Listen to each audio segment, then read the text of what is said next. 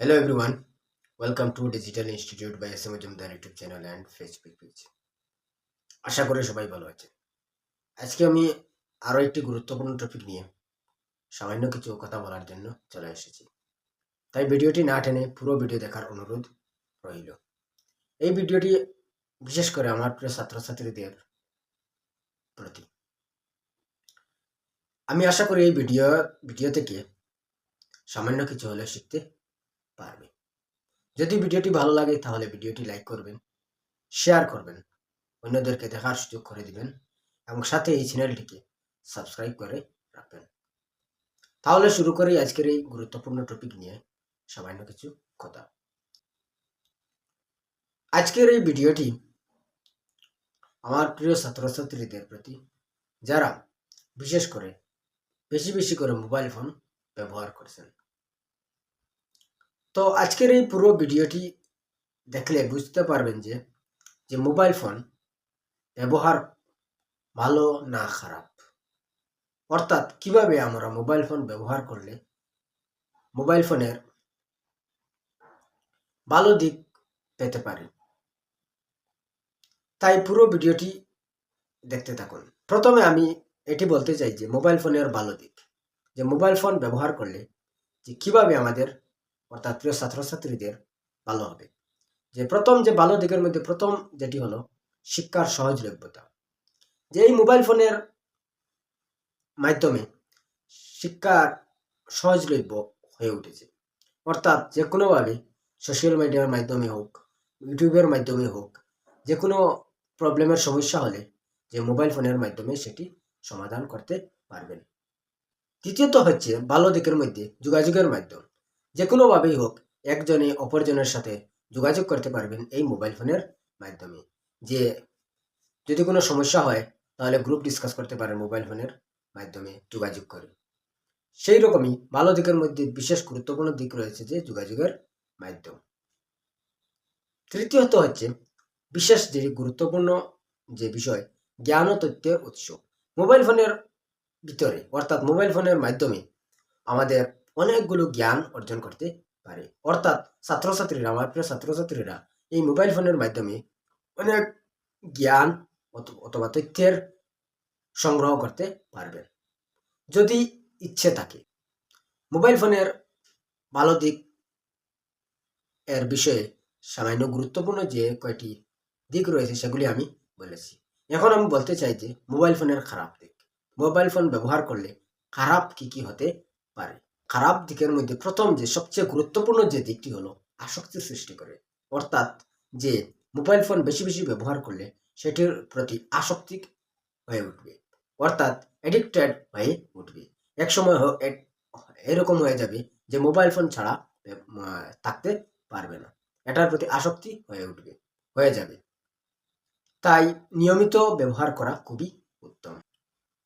দ্বিতীয়ত হচ্ছে সময়ের অপচয়। এটি খুবই গুরুত্বপূর্ণ। মোবাইল ফোন ব্যবহার করলে অনেক সময় অপচয় হয়ে থাকে। যে মনে করবেন আমি 2 মিনিট অথবা 3 মিনিট ব্যবহার করব, কিন্তু এই 2 মিনিট 3 মিনিট ব্যবহার করার পরিবর্তে 1 ঘন্টা 2 ঘন্টা কেটে যাবে, বুঝতেই পারবে না। আমার প্রিয় ছাত্রছাত্রীদের প্রতি এটি আমি বলতে চাই যে মনে করবেন 2 মিনিট ব্যবহার করব, 3 মিনিট ব্যবহার করব, 5 মিনিট ব্যবহার করব, তারপরে আর ব্যবহার করব না।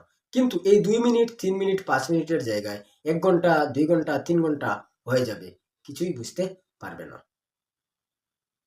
তাই মোবাইল ফোন ব্যবহারের প্রতি নিয়মিত ব্যবহার করা খুবই উত্তম। আরেকটি বিশেষ পয়েন্ট হলো স্বাস্থ্যের সমস্যা হয়ে উঠবে। বেশি করে মোবাইল ফোন ব্যবহার করলে চোখের ক্ষতি হয়ে যায়, চোখের চোখের সমস্যা হয়ে যায়, দেখার সমস্যা হয়। আমি এটুকু বলছি যে মোবাইল ফোন ব্যবহারের খারাপ দিক সম্বন্ধে, মোবাইল ফোন ব্যবহারের ভালো দিক সম্বন্ধে। এখন বর্তমানে আমি বলতে চাই যে মোবাইল ফোন ব্যবহারের সঠিক নিয়ম কি, সেই সম্বন্ধে সামান্য আলোচনা করতে চাই। যে প্রথমত হচ্ছে মোবাইল ফোন ব্যবহারের একটি সুস্থ অভ্যাস গড়ে তুলতে হবে। দ্বিতীয়ত হচ্ছে মোবাইল ফোন ব্যবহারের একটি নির্দিষ্ট সময় নির্ধারণ করা।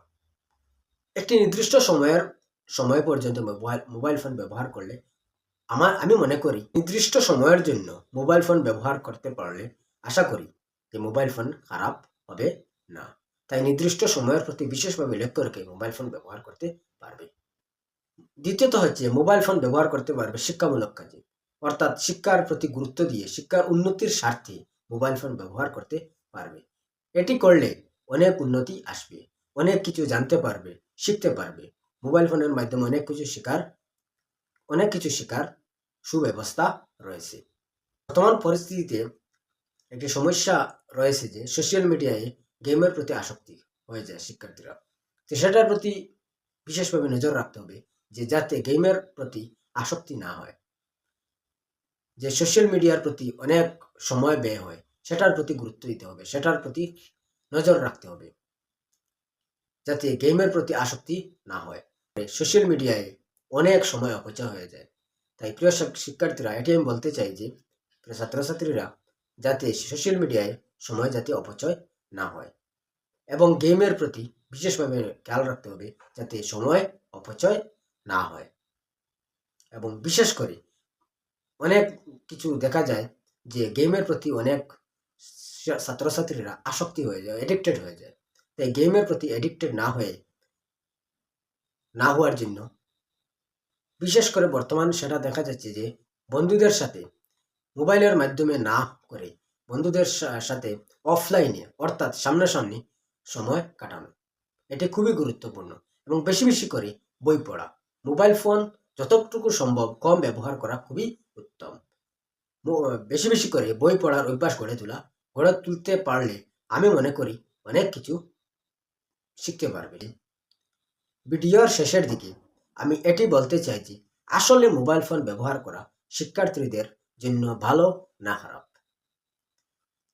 এটি নির্ভর করে ব্যবহারের উপর। যদি সঠিক পরিমাণে নির্দিষ্ট সময়ের জন্য ব্যবহার করতে পারেন তাহলে এটি খুবই ভালো, অর্থাৎ এটি অনেক উন্নত মানের শিক্ষা দিতে পারবে, অনেক কিছু জানতে পারবে এই মোবাইল ফোনের মাধ্যমে। আর যদি সঠিক পরিমাণে ব্যবহার করতে না পারেন তাহলে এটি অনেক ক্ষতি সাধন করতে পারে, অনেক ক্ষতি করতে পারে জীবনের মধ্যে। তাই সঠিক পরিমাণে নির্দিষ্ট সময়ের মধ্যে ব্যবহার করতে পারলেই অনেক কিছু শিখতে পারবে, এটি শ্রেয়।